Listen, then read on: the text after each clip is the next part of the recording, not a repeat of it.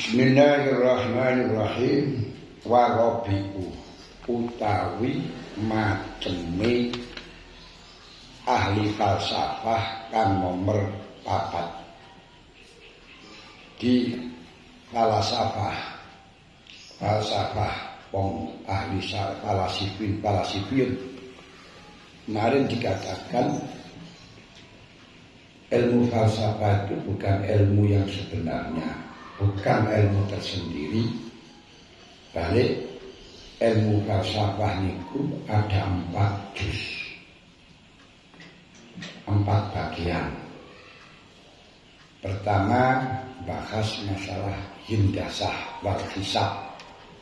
Ini ku rekayasa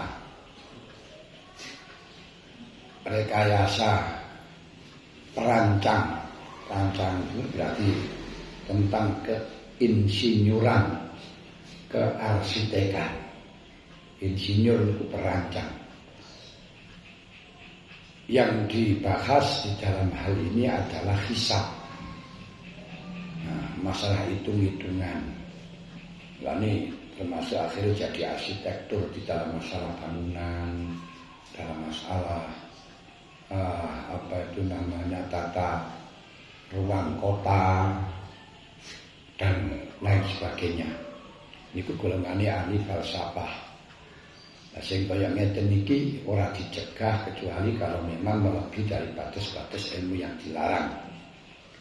Yang kedua adalah ilmu logika atau mantek. Jadi sehingga bisa gampang mengambil kesimpulan dari kata-kata apapun. Nah, itu namanya ilmu mantek. Kalau dikatakan kullu alam mutaghayyir, bakul mutaghayyir hadis, berarti alam itu adalah hadis. Alam itu hadis. Hadis menunjukkan yang muhdis, itu golongan falsafi. Nah, dari sisi dalil ini ku dengan sebutkan di dalam ilmu mantek, yaitu kumpulan antara muqaddimah syuhra, muqaddimah kubra, dan kemudian natijah itu di dalam masalah mantek. Kias kalau dikatakan khamr itu haram karena memabukkan, berarti setiap perkara yang memabukkan haram. Kalau gitu apapun yang memabukkan haram. Nah, ini ilmu mantek, ilmu kias.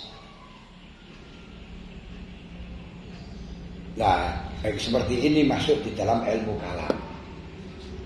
Jadi sing golongan kaya ngeten iki termasuk masuk bagian dari ilmu kalam. Makanya falsafah bukan ilmu tersendiri, balik ilmu kalam.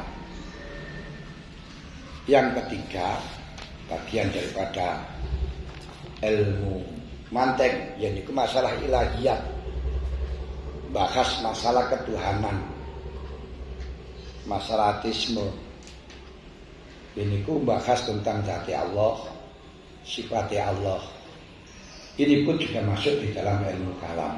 Berarti falsafah ini tidak menyendiri dengan jalan sendiri, ilmu sendiri. Bahkan falsafah itu berdiri dengan beberapa mazhab, yang sebagian itu kufur, sebagian bid'ah, sebagaimana masalah Mu'tazilah itu bukan ilmu yang sendiri, akan tetapi Mu'tazilin adalah golongan daripada mutakalimin. Hanya ada perbedaan di dalam menyimpulkan hasil dari ilmu kalam tersebut dengan ahli sunnah wal jamaah. Tapi pada dasarnya ya ahli kalam. Nah, seperti dia menyatakan Allah Ta'ala itu tidak punya sifat ma'ani. Allah tidak punya ilmu yang bisa dilihat, enggak. Tapi Allah membuat ilmu, menjadikan orang ngerti. Allah tidak punya sifat kalam, al-kalam an-nafsi, tapi menjadikan kalam, menciptakan kalam. Berarti Quran itu adalah ciptaan Allah, bukan kalamullah. Ini golongan sangka Mu'tazilah. Karena diarani Quran itu adalah makhluk, sampai ketika Mu'tazilah menguasai. Jadi ketika rajanya Al-Mutawakil menguasai khalifah kekhilafan, orang yang mengatakan Quran tidak makhluk dipenjara, sebagaimana Syekh Ahmad bin Hanbal dipenjara karena tidak mau mengatakan Quran itu adalah makhluk.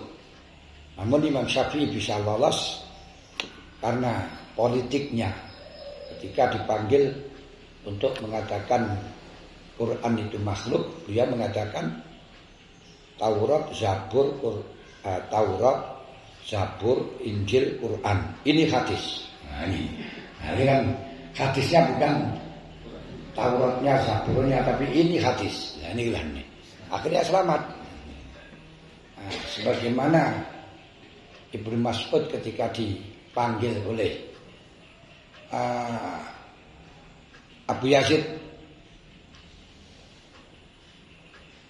bin Muawiyah yang waktu itu menjadi raja dan diperintahkan untuk melaknati kepada Sayyidina Ali. Dia tahu kalau dia tidak mau melaknati, konyol akan dibunuh. Kalau melaknati jelas keliru. Sayyidina Ali itu orang yang ahli ilmu, orang yang benar, orang yang diridhoi oleh Allah, kok dilaknati. Ini akhirnya dia mengeluarkan politik. Beliau maju di mimbar dengan mengatakan, Allahumma amaroni Abu Yazid annal ana aniyan, Allahumma anhu ya Allah. Ya Allah, Abu Yazid bin Muawiyah telah memerintahkan saya melaknati kepada Ali. Laknatilah dia ya Allah. Nah, dia itu rujuknya kemana kan? Al-Dhamir bil-Dhamir. Jadi bukan kepada Ali tapi kepada Abu Yazid yang memerintahkan. Ini. Ngono seneng Abu Yazid tenang. Karena sudah ada testimoni dalam pelaknatan. Yang ketiga, yang keempat. Jadi saya sekarang yang keempat. Golongan falasifah yang nomor 4 ini atau biyat, membicarakan soal kebiasaan, karakter. Biasanya perkara ini, kalau ini kebiasaan yang ini kebiasaan yang ini. Itu namanya tabiat. Contohnya, kalau kita lihat falsafat, termasuk meneliti di dalam ilmu alam, biasanya sekarang itu dicekel karo tangan tengen gampang kosok, karo kiri enggak. Berarti di sini mengandung enzim yang bisa mengakibatkan busuk. Ketika nasi dengan pakai sendok gak gampang busuk, tapi kalau digeremet kalau tangan kok langsung busuk, kalau cepat busuk. Oh, di sini berarti ada keistimewaan tangan ini adalah bisa mempunyai enzim yang menyebabkan busuknya makanan. Tapi kadang ya keliru, seperti angsa ini suaranya keras. Kenapa? Karena lehernya panjang. Berarti kalau yang lehernya panjang suaranya keras. Tapi hal ini salah. Katak lehernya pendek tapi suaranya juga keras. Ini ilmu alam, ilmu tabiat kebiasaannya.